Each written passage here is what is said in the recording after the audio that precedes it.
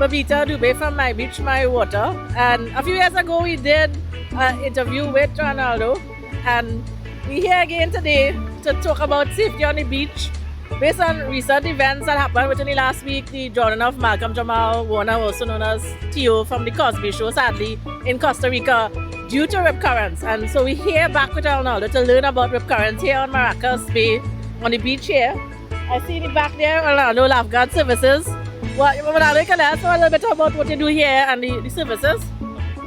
So what we do here at Maracas, the Trinidad and Tobago Lifeguard Service under the Ministry of National Security.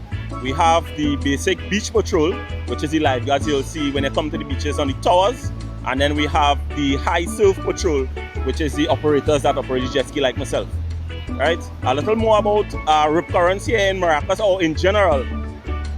When you come to the beach, if it's a beach that's patrolled by lifeguards, you will notice there are red flags on the beach. Red flags basically indicate, it's an international color for danger, as everybody knows. But what we usually do, we mark the rip currents with the red flags. So if you look along the beach, you'll find each red flag directly in front. Each red flag, the water tends to be a bit choppy. They tend to have a canal out there. That's where the rip currents are usually stationed. So lifeguards basically advise members of the public stay between the red flags, so swim between the red flags. If you're uncertain about the conditions of the water, you could always talk to our lifeguards. The lifeguards are here. You could speak to them, ask them about the conditions and where are the safe zones. And I had another question. Well, I see they have some red flags out today, right? One or two there, one down that way. But I know of recent times there were like many red flags where nobody could swim here. I suppose if it had so many red flags or their own discretion. We also have been having a number of drownings for the year here right here at Maracas Beach. So if you could just let us know some insight about what's going on about safety here at the beach.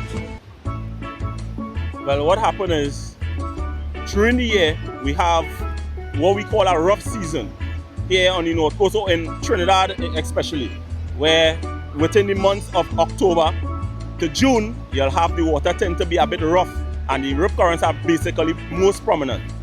So if you come to the beach within those months and you see, or you will usually see, I should say, the beach will be pestered or plastered with red flags. That's because the rip currents there are more prominent or most prominent as opposed to the months of July, August and September, where what we know it to be as summertime, which is like now where you'll find minimal red flags, you'll find minimal currents.